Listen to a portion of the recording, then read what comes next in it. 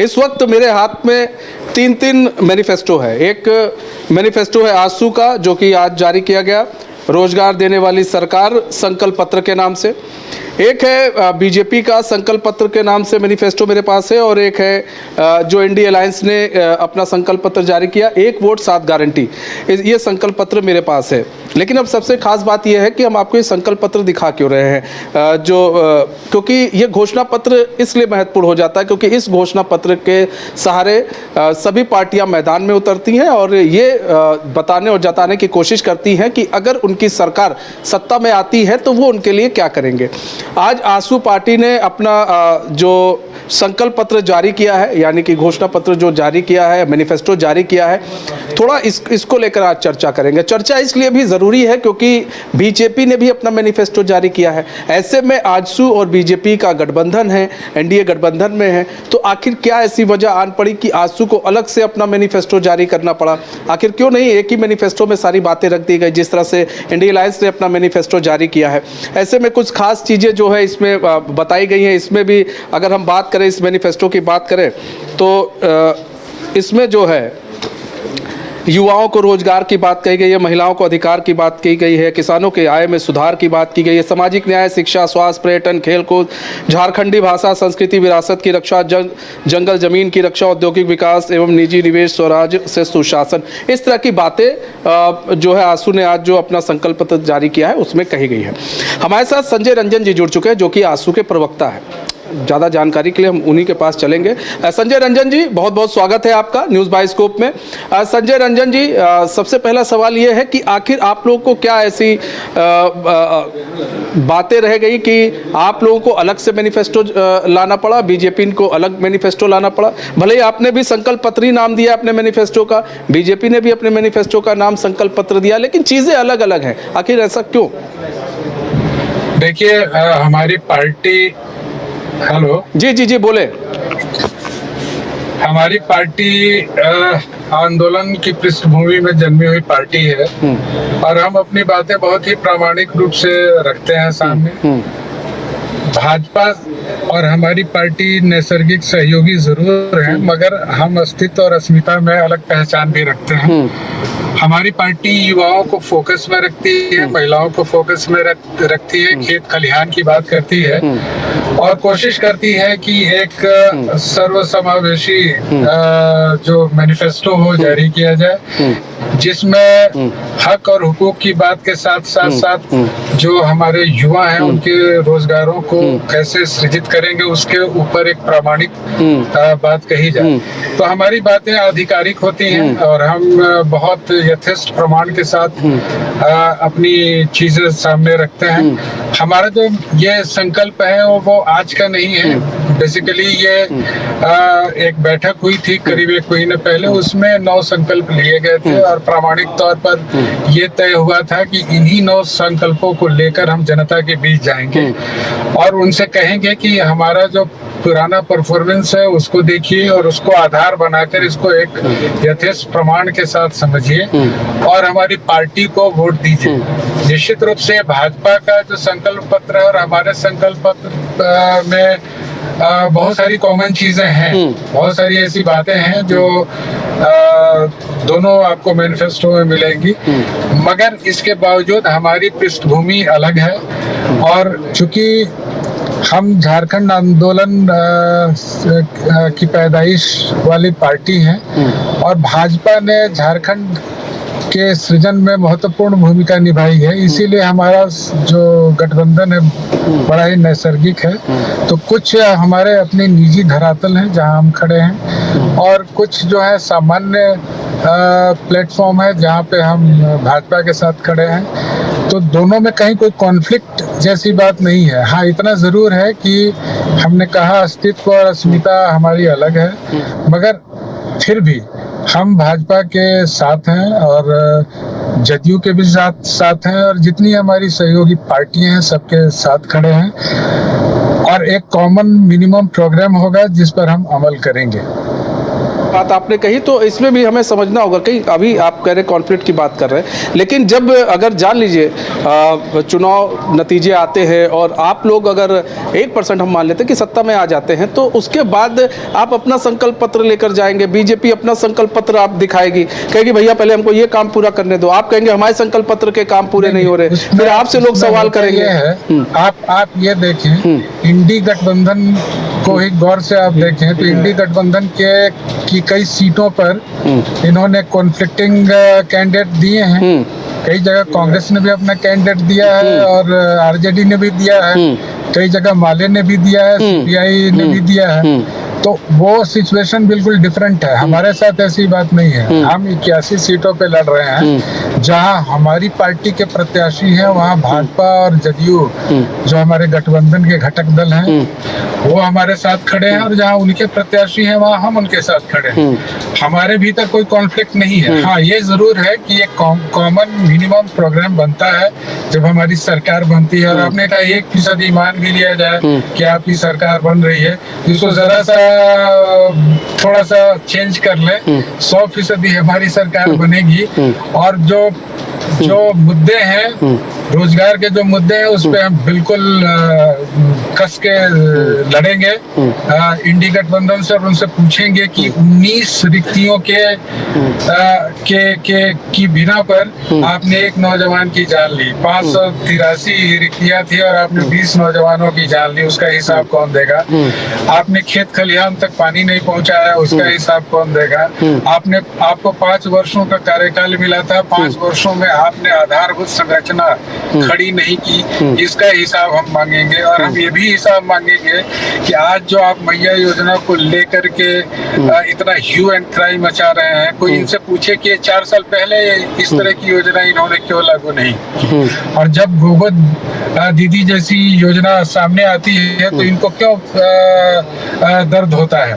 प्रश्न ये है कि देखिए, इनकी टाइमिंग में और नियत में अगर इन दोनों को आप साथ में रखेंगे तब समझ में आएगा कि इन्होंने एक चुनावी रिश्वत दी है, न कि इनका कोई संकल्प है। हमारी पार्टी का जो मैनिफेस्टो है या भाजपा का जो मैनिफेस्टो है वो अगले 5 साल के कार्यक्रमों की एक आधिकारिक सूचना है। मैं फिर कह रहा हूँ, ये बहुत प्रामाणिक तौर पर आधिकारिक सूचना है। तो दोनों में बुनियादी अंतर यही है। इन्होंने अभी जिस तरीके से भ्रष्टाचार को बढ़ावा दिया है और जिस तरीके से दो आईएएस ऑफिसर्स अभी जेल में हैं, एक ईडी की रडार पे हैं। आपने देखा होगा शराब का जो इश्यू है वो कैसे स्टेट में है, कितना भ्रष्टाचार है और किस लेवल पे भ्रष्टाचार है। इन्होंने गिट्टी बालू तो बेच ही दिया, इन्होंने एसपी डीसी को भी बेच दिया, थानों को बेच दिया, और अब तो ऐसा लगता है सिर्फ ईमान और भूख बाकी है जिसको ये बेचना चाहते हैं। हम ये हरगिज नहीं होने देंगे और इस सरकार को नेस्तनाबूद करेंगे, इसका कफन दफन करेंगे।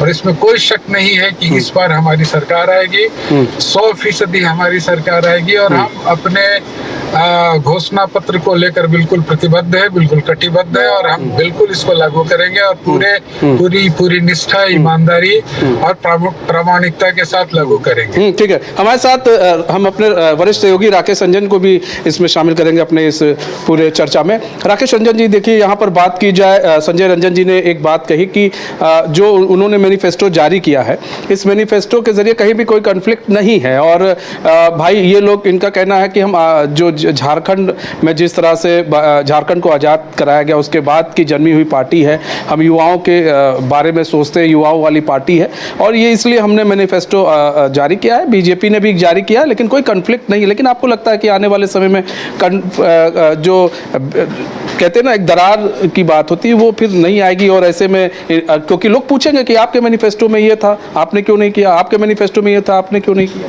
देखिए, इसे आप स्ट्रैटेजी का हिस्सा भी मान सकते हैं, क्योंकि आप एक चीज़ देखिएगा कि जब मैया सम्मान योजना 1000 रुपये दी जाने लगी और घोषित भी की गई, तो बीजेपी ने उसके जवाब में गोगो दीदी योजना की घोषणा कर दी, जो कि 2100 रुपये थी। तो बदले में जेएमएम उससे 400 रुपया और बढ़ गया, उसने जो है 2500 कर दिया कि अब वो दिसंबर से अगर सरकार में लौटता है तो वो 2500 रुपए देगा। तो आजसू के पास एक घोषणा पत्र जारी करके अब ये कहने को हो गया है कि अब आजसू भी 2500 रुपए देगा। तो आप ये कह सकते हैं कि ये अमाउंट जो कम लग रहा हो उसको बराबरी पर लेके आया गया है, और मुझे लगता है कि शायद कोई योजना भी इस तरह की रही हो। अब ये तो बेहतर संजय रंजन जी ही बता पाएंगे, लेकिन अगर आप एक चीज और देखिए कि बीजेपी ने जो संकल्प पत्र जारी किया तो उसमें धान की एमएसपी जो है वो 3100 रुपए, तो फिर जब इंडिया गठबंधन आया तो एमएसपी 3200, तो अब आजसू ने भी बराबर कर दिया है 3200, अब आजसू भी देगी। तो अब एक बात ये नहीं हो सकता कि मैं बीजेपी से 100 ज्यादा दे रहा हूं, जेएमएम ये नहीं कह सकता, क्योंकि आजसू कहेगी मैं उतना देने के लिए तैयार हूं। तो वो एक्सटेंशन दिखता है उसका। और जो सबसे महत्वपूर्ण चीज है, देखिए कि जो बातें घोषणा पत्र में हैं वो कितना इंप्लीमेंट होती हैं सरकार बनने के बाद, ये महत्वपूर्ण होता है। नहीं तो बाद में बस ये 3-4 पेज का एक दस्तावेज बनकर रह जाता है और उससे जो है लोगों को ज्यादा ठेस पहुंचती है और राजनेताओं की विश्वसनीयता भी कम होती है। जैसे आपने देखा कि पिछली सरकार में बेरोजगारी भत्ता जब नहीं मिला तो उससे युवाओं में एक रोष रहा और वो सवाल पूछे गए। यही वजह है कि इस बार जब आप इंडिया गठबंधन का संकल्प पत्र देखेंगे या घोषणा पत्र आप कह लीजिए, उसमें बेरोजगारी भत्ता जैसी किसी बात की चर्चा नहीं है। तो ये एक चीज है। और दूसरी तरफ आप बीजेपी और आजसू का संकल्प पत्र देखिए तो उसमें बेरोजगारी भत्ता की चर्चा की गई है अपनी अपनी तरह से। तो कुल मिलाकर ये उसी का एक्सटेंशन है। बीजेपी 500 रुपए में गैस दे रही है तो जेएमएम ने उसको 450 में कर दिया। तो आजसू ने बीजेपी के साथ ही 500 किया, लेकिन बीजेपी और आजसू ने साथ में 2 सिलेंडर फ्री भी कर दिया। तो ये जो फ्रीबीज है ये देश की इकोनॉमी के लिए, राज्य की इकोनॉमी के लिए कितना बेहतर है, मुझे लगता है इस सवाल का जवाब संजय रंजन सर से अच्छा और कोई नहीं दे सकता। एक नेता के तौर पर नहीं, एक आईपीएस ऑफिसर रहे हैं, पढ़े लिखे हैं, उस आधार पर सोच के देखकर अगर संजय रंजन जी इस पर कुछ अपना बयान दे कि हाँ ये फ्रीबीज क्या नुकसान पहुंचा रही है राज्य की अर्थव्यवस्था को या देश की अर्थव्यवस्था को, जहां जरूरत है वहां तक तो ठीक है, लेकिन कई बार ये चीजें बढ़ जाती हैं। 200 यूनिट बिजली फ्री है, तो अब अगर सबको होगा तो रेवेन्यू आएगा कहां से? सरकार के पास पैसा उगाहने का तरीका क्या है? वो कहां से पैसे लेकर आए? आखिर वो पैसा तो जनता से ही लेगी। तो ये जितने फ्री बीज दिए जा रहे हैं, चाहे जो भी पार्टी दे रही है, अल्टीमेटली वो हमारी, आपकी और गरीबों के जेब से भी निकलेगी, साथ में अमीर भी देंगे, ये बात सच है, लेकिन वो निकलना तो जनता के बीच से ही है। तो ये फ्रीबीज इकोनॉमी के लिए कितनी बेहतर है। और अगर आप टैक्स नहीं बढ़ाते हैं, सेस नहीं लगाते हैं या अदर सोर्सेज से राज्य सरकार अपना इनकम नहीं करती है, तो फिर हिमाचल वाली स्थिति आ सकती है जहां पर कि आपको सरकारी जो कर्मचारी हैं उनको वेतन देने तक की समस्या पिछले दिनों आ गई थी। तो इन सारी चीजों को देखते हुए मैं चाहता हूं कि संजय रंजन जी इस फ्रीबीज पर जो है अपने विचार व्यक्तिगत रूप से दें। एक पार्टी के रूप में कहना तो थोड़ा मुश्किल होगा, लेकिन व्यक्तिगत रूप से वो क्या सोचते हैं, मनीष, वो सवाल आप उनसे पूछिए। ठीक है संजय रंजन जी, देखिए यहाँ पर सवाल ये है कि फ्रीबीज की बात हो रही है कि भाई फ्री में रेबड़ी बांटने की बात होती है, मैनिफेस्टो बनते हैं फ्री में रेबड़ी, हम इतने यूनिट जी आप बिजली फ्री दे देंगे जी, हम इतना ये चीजें फ्री देंगे। तो फ्रीबीज के का ही एक नतीजा आपने देखा हिमाचल में, और फ्रीबीज का ही नतीजा आप देखिए कर्नाटक में, किस तरह से कर्नाटक सरकार पर कर्जों का बोझ बढ़ गया है। अब ऐसे में इसके लिए क्या तैयारी है, आप लोग की क्या तैयारी है? क्योंकि आप लोग भी कह रहे हैं कि हम बेरोजगारी भत्ता देंगे। अगर बेरोजगारी भत्ता दिया जाएगा तो क्या आपको नहीं लग रहा है कि इससे राज्य सरकार पर एक बोझ बढ़ेगा? यहां पर महिलाओं को भी सम्मान निधि मिलेगी। कोको दीदी योजना के तहत 2100 रुपए की बात हो रही है, आप 2500 की बात कर रहे हैं, और बात की जाए इंडिया अलायंस की, वो भी 2500 की बात कर रही है। तो वो भी राज्य सरकार के लिए काफी महत्वपूर्ण हो जाता है, वो भी एक बोझ बढ़ता है। तो इसको कैसे कंट्रोल करेंगे? क्योंकि अगर राज्य सरकार पर बोझ बढ़ेगा तो जाहिर सी बात है आम जनता पर बोझ बढ़ेगा। संजय जी। नहीं, आपने बहुत दिलचस्प सवाल किया है। इसको मैं दो स्तरों पे ले जा करके आपको जवाब देता हूँ। पहली बात तो ये है कि इस राज्य में 2,87,000 वैकेंसीज हैं और 2,87,000 वैकेंसीज को सिर्फ आप ठीक से भर देते तो एक बड़ी आबादी थी वो रोजगार पा लेती। और एक आदमी के घर रोजगार जब पहुंचता है तो 6 से 7 व्यक्ति हैं उससे तुरंत प्रभावित होते हैं। ये पहली बात है। दूसरी बात यह है कि अभी एक भर्ती निकली जिसमें 583 वैकेंसीज थी, एक्साइज डिपार्टमेंट से भर्तियां निकली थी, उसके लिए 6 लाख एप्लीकेशन पड़े थे। इसका मतलब है कि भयावह स्तर पर बेरोजगारी चली गई है। ऐसे में जरूरी है कि जो युवा असंतोष है उसको मैनिफेस्ट होने दिया जाए और ढंग से मैनिफेस्ट होने दिया जाए और बड़ा पॉजिटिव तरीके से मैनिफेस्ट होने दिया जाए। मतलब उसको एक वेंट जरूरी देना है। वेंट अगर आप नहीं देंगे तो यह संतोष सड़कों पे आपको नजर आएगा। तो उनकी पढ़ाई लिखाई का, उनके एग्जाम्स के फीस का और बहुत सारी चीजें ऐसी हैं जिसको आप माफ करके उनको आप इंगेज कर सकते हैं। अगर आप इंगेज नहीं करेंगे तो ये जो नौजवान है सड़कों पे आ जाएंगे। अब एसएससी की जो परीक्षाएं हुई जिसमें 25 लाख 30 लाख दे करके पर्चे बेच दिए गए, उससे आपने देखा होगा कि पूरा का पूरा राज्य सड़कों पे आ गया था। उसके बाद फिर इन्होंने परीक्षाएं ली और फिर वही उसी प्रकार का कुछ एक कदाचार हुआ जिसकी वजह से पूरा का पूरा स्टेट असंतोष की लहरों में घिर गया। मैं मानता हूं कि अगर आप इसको ठीक से एड्रेस कर देते हैं, अगर आप परीक्षाओं में कदाचार नष्ट कर देते हैं, कदाचार मुक्त कर देते हैं परीक्षाओं को, तो आप देखेंगे युवा असंतोष का जो लेवल है बहुत तेजी से नीचे गिरता है। इसीलिए हमारी पार्टी का और भाजपा का जो पहला जो फोकस है वो यही है कि युवाओं को रोजगार से तुरंत जोड़ा जाए। और तुरंत जोड़ने की 2 तरह की चीजें प्रक्रियाएं हैं। पहला कि रोजगार जो है सरकारी नौकरियां हैं उनको विज्ञापित किया जाए। दूसरा जो उनको ऐसे कामों में जोड़ा जाए जहां वो खुद भी रोजगार हासिल कर सकें और 10-20 लोगों को रोजगार भी दें। तीसरा ये है कि जो नहीं ऐसा कर पा रहे हैं उनको एक प्रोत्साहन राशि दी जाए ताकि वो परीक्षाएं दे सके, ताकि वो अपने परिवार पर बोझ न बने।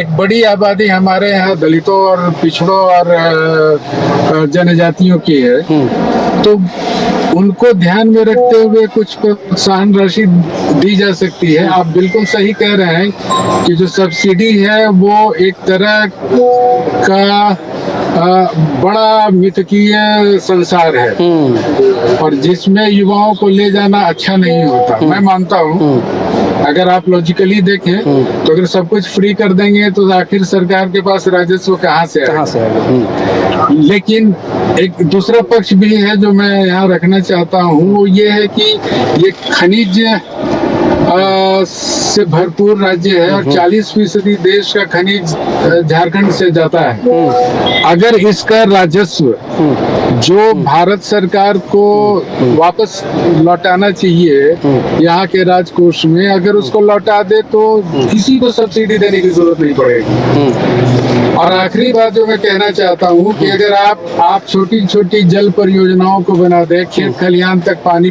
पहुँचा दें, अगर आप जो स्थानीय नियोजन और इस तरह की नीतियों का अनुपालन ठीक से कर दें तो मुझे लगता है कि इन सब चीजों की जरूरत भी नहीं पड़ेगी।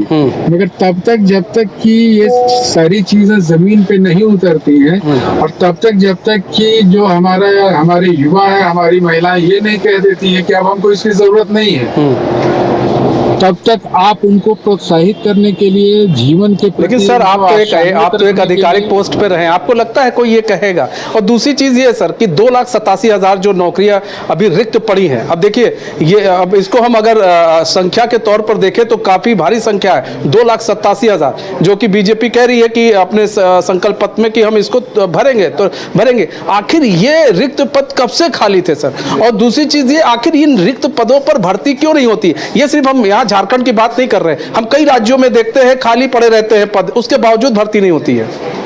इच्छा शक्ति की कमी और जो परीक्षा लेने वाली जो एजेंसीज हैं उनका स्वच्छ नहीं होना, उनका स्पष्ट नहीं होना, उनके भीतर वो क्लैरिटी नहीं है, उनके भीतर वो इच्छा शक्ति नहीं है, जिसकी वजह से परीक्षाएं नहीं हो पा रही हैं। और इसमें कोई दो राय नहीं है कि अगर आप इन भर्तियों को अगर आप एडवर्टाइज कर दें तो आप देखेंगे कि सडनली जो युवा असंतोष है वो समाप्त हो जाएगा, क्योंकि सारे जो लड़के हैं वो इस उम्मीद में तैयारी में जुट जाते हैं कि नौकरियां हैं, नौकरियां उनको मिलेंगी। हाँ। जी जी। तो हुआ ये है कि इस सरकार ने एक ऐसा असंतोष का वातावरण निर्मित कर दिया है जिसमें युवाओं को लगने लगा है कि उनके लिए नौकरियां हैं ही नहीं, और जो नौकरियां हैं वो बिक चुकी हैं। तो सबसे बड़ा प्रश्न यही है कि कैसे इस विश्वास को वापस लौटाया जाए और युवाओं को ये बताया जाए कि नौकरियां हैं, नौकरियां आपको ही मिलेंगी, और जो जिस लायक होगा वो नौकरी पाएगा। नौकरियों की कमी नहीं है, इच्छा शक्ति की कमी है। इच्छा शक्ति की बहुत अच्छी बात आपने कही राकेश रंजन जी। देखिए बहुत अच्छी बात कही संजय रंजन जी ने कि इच्छा शक्ति की कमी है, कि नौकरियां होने के बावजूद नौकरियां नहीं मिलती। लेकिन इसमें एक चीज और हम जोड़ दें कि अगर यही पद जो रिक्त पद पड़े हुए हैं, जैसा कि बीजेपी ने अपने संकल्प पत्र में कहा है 2,87,000, तो ऐसे में अगर ये पद भर दिए जाएं और तो आपको नहीं लगता रिवर्स प्लान हो जाएगा झारखंड के अंदर? लोग फिर से जो युवा जो बाहर गए हो झारखंड में आएंगे कि नहीं भैया जब हमें नौकरी यहीं मिल रही है तो हम क्यों बाहर जाए, दर दर की क्यों ठोकर खाएं? जी, ये बिल्कुल सही बात है कि अगर नौकरी यहाँ मिलेगी तो जो पलायन की एक समस्या झारखंड में रही है वो पूरी तरह से ख़त्म हो जाएगी। लेकिन अगर पिछले 10-20 सालों में हम देखें तो मुझे लगता है कि सरकारें चाहे कोई भी हो वो गवर्नमेंट जॉब को लाइबिलिटी मानने लगी है, क्योंकि फिर उनके साथ बहुत सारी चीज़ें जुड़ जाती हैं। और इसीलिए आपने देखा होगा कि किसी भी पार्टी की सरकार हो, मैं किसी एक पार्टी पर ये चीज़ नहीं कहना चाहूँगा, ये अनुबंध पर आधारित नौकरियां दी जाने लगी हैं। जो नियुक्तियां हो भी रही हैं तो वो अनुबंध पर आधारित हो रही हैं। जो पेरोल में पहले जिस तरह से होता था उसकी संख्या कम हो रही है। तो इसकी एक वजह ये है कि मुझे लगता है कि कोई भी सरकार हो वो अब गवर्नमेंट जॉब को लाइबिलिटी मानने लगी है, और उनको लगता है कि अगर हम गवर्नमेंट जॉब देते हैं तो बहुत सारी रिस्पॉन्सिबिलिटीज़ गवर्नमेंट के ऊपर आ जाती हैं, और फिर उनको जो है हमें उतने पैसे पे करने पड़ेंगे, तो राज्य के खजाना पर असर पड़ेगा। क्योंकि जैसे जैसे ये फ्रीबीज बढ़ेंगी आप देखिएगा कि ये चीज़ें और कम होती चली जाएंगी। इसलिए मुझे लगता है कि ये जो फ्रीबीज की पॉलिटिक्स है ये थोड़ी सी कम होनी चाहिए, और इसमें सभी पार्टियों को आगे बढ़कर आना चाहिए। आप जनता के सामने एक तरह से जो वो मछली पकड़ने के लिए हम लोग आगे लगा नहीं देते हैं, और फिर कांटा के आगे जो हम लोग लगाते हैं कि हाँ, तो वो चारा जैसी बात दिखती है चुनाव के समय में। चूंकि आप देखेंगे कि ज़्यादातर जो फ्रीबीज घोषित की जाती हैं वो बाद में पूरी नहीं हो पाती, और मैं इसमें सरकार का दोष नहीं मानता, क्योंकि अगर जितने वादे किए जा रहे हैं फ्रीबीज के, अगर वो सारे पूरे किए जाएं तो राज्य सरकार की तिजोरी खाली हो जाएगी।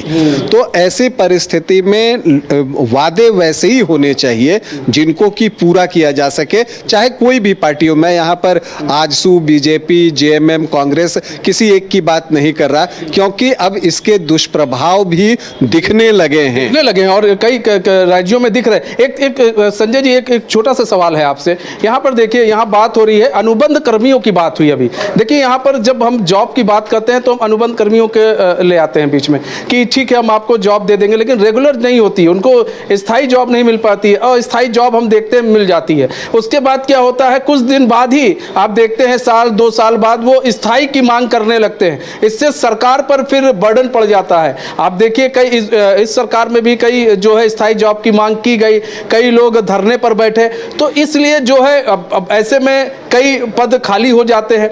तो जो अस्थायी जॉब है, जो स्थायी जॉब है, इसके बीच में काफी टकराव जो है वो देखा जाता है जब कोई भी सरकार क्यों ना बने। इसमें कोई संदेह नहीं है कि सरकार का मतलब है अस्थायी नौकरियां, सरकार का मतलब अनुबंध पर नौकरी नहीं है। बिल्कुल। ये बहुत दुख और क्षोभ पैदा करता है जब हम किसी अस्थायी नौकरी में जाते हैं। कोई भी युवा अगर किसी अस्थायी नौकरी में जाता है तो उसके मन में हमेशा यही बात रहती है कि पता नहीं कब वो उसको इस नौकरी से बाहर निकाल दिया जाएगा। प्लस उसकी तनख्वाह इतनी नहीं रहती कि वो अपने घर का ठीक से भरण पोषण कर सके। आपने अनुबंध पर पारा शिक्षकों को बहाल किया। पारा शिक्षक कौन है? जो सरकारी स्कूलों में पढ़ाते हैं। 200-300 बच्चों पर एक पारा शिक्षक होता है। तो आपने किसी भी कौम, किसी भी नस्ल को नष्ट करना हो तो सबसे पहले आप क्या करते हैं? आप उसके स्कूली शिक्षा को समाप्त कर देते हैं, नष्ट कर देते हैं। तो सरकार ने सबसे पहले यही किया है। उन्होंने पारा शिक्षकों के हवाले स्कूली शिक्षा को कर दिया है। और इन स्कूलों में पढ़ते कौन हैं? इन स्कूलों में गरीबों, वंचितों, दलितों के बच्चे पढ़ते हैं। तो जो बड़े लोग हैं वो तो बड़े स्कूलों में अपने बच्चों को भेजते हैं। किसी भी पारा शिक्षक से आप पूछ लीजिए कि क्या तुम उस स्कूल में अपने बच्चे को पढ़ाते हो जिस स्कूल में तुम पढ़ाने जाते हो? वो कहेगा नहीं। तो शिक्षा को नष्ट करना पूरे एक आप कहें एक पीढ़ी को नष्ट कर देना है। तो ठीक उसी तरीके से सहायक पुलिस, पहले से होमगार्ड की व्यवस्था थी, जो एक स्वयंसेवी कह लें आप, आरक्षियों का संगठन है जो कॉलअप होता है, विशेष परिस्थितियों में कॉलअप किया जाता है, बुलाया जाता है उनको। अब इन्होंने सहायक पुलिस बहाल कर लिया। तो ये शिक्षा कर्मी से लेके पुलिस कर्मी से लेके आप जितने भी विभाग हैं आप देखेंगे सब में अनुबंध पर लोगों की नियुक्तियां हो रही हैं। ये दरअसल नियुक्ति है ही नहीं, ये अनुबंध है जी। आज आप हैं, कल आप नहीं रहेंगे। तो उससे बहुत बुरा इमेज सरकार का बनता है, स्टेट का बनता है। और इसी वजह आप बगल में आपके पड़ोसी राज्य को देख लें, उन्होंने पिछले 1 वर्ष में कई लाख नौकरियां उन्होंने दी, सरकारी नौकरियां दी। तो आपके पास नियोजन नीति ही स्पष्ट नहीं है। आप अभी तक स्थानीय नीति पे उलझे हुए हैं कि 1932 का खतियान सही है माना जाए या 1985 को एक कट ऑफ ईयर माना जाए। आप एक स्पष्ट नीति के साथ आए ही नहीं कभी। नतीजा ये है कि युवाओं में सरकार के प्रति घोर अविश्वास और असंतोष है, जिसका प्रस्फुटन इस बार आप देखेंगे मतदान में भी होगा। तो पॉलिटिक्स अपनी जगह है, राजनीति अपनी जगह है, मगर युवाओं के प्रति चिंता सरकार को होनी चाहिए थी। और हमको बड़ी प्रसन्नता होती, हम इनका यशागान करते अगर कम से कम 2,87,000 भर्तियों को ये पूरा कर देते। हम इनका चारण गीत गाते अगर युवाओं में इतना असंतोष नहीं होता। परीक्षाओं का नाम सुनते ही युवाओं के मन में एक ही बात आती है कि किसी दलाल को ढूंढो जो सेटिंग करता हो। अब तक इन्होंने लगभग 2-2.5 हजार रिक्तियों को भरा है पिछले 5 वर्षों में। तो इसका मतलब यह है कि सरकार का इकबाल ही खत्म हो गया है। सरकार किन्हीं और चीजों में और गतिविधियों में लिप्त रही। इनके जो हमारे राजवंश के राजकुमार हैं, उन्होंने कुछ लोगों का एक छोटा सा ग्रुप बनाया हुआ है जिसको गिरोह कह लें, जो निर्णय लेता है। इन्होंने जबकि एक बहुत ही अस्थायी और मजबूत सरकार थी, चाहती तो इस धरती को बदल देती, मगर अफसोस यही होता है कि इतने और इतना बढ़िया कार्यकाल मिलने के बावजूद सरकार किन्हीं अन्य विषयों में लिप्त रह गई और उन्होंने उन चीजों को एड्रेस नहीं किया जो बहुत जरूरी था। ठीक है सर, बहुत बहुत धन्यवाद। आप हमारे साथ जुड़े और अपना बहुमूल्य समय हमें दिया और काफी खुलकर आपने बात की और अपने विचारों को व्यक्त किया। भले ही आप एक प्रवक्ता हैं, लेकिन उसके बावजूद आपने अपने विचारों को खुलकर रखा और युवाओं के प्रति जिस तरह से दिखा, आपकी संवेदना दिखी, बहुत जरूरी है कि एक नेता के साथ साथ एक आम पब्लिक की तरह आपने बात की। बहुत बहुत धन्यवाद सर हमारे साथ जुड़ने के लिए और अपना बहुमूल्य समय हमें देने के लिए। बहुत बहुत धन्यवाद राकेश सर हमारे साथ जुड़ने के लिए और अपना बहुमूल्य समय देने के लिए।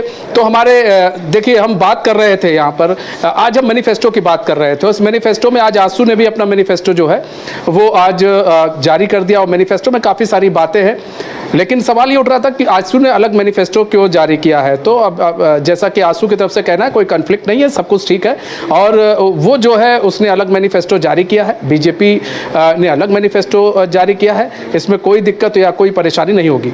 बिहार के श्रेष्ठ नर्सिंग पैरामेडिकल फार्मेसी, IT और मैनेजमेंट प्रशिक्षण संस्थान, इसके मंडल ग्रुप ऑफ इंस्टीट्यूशन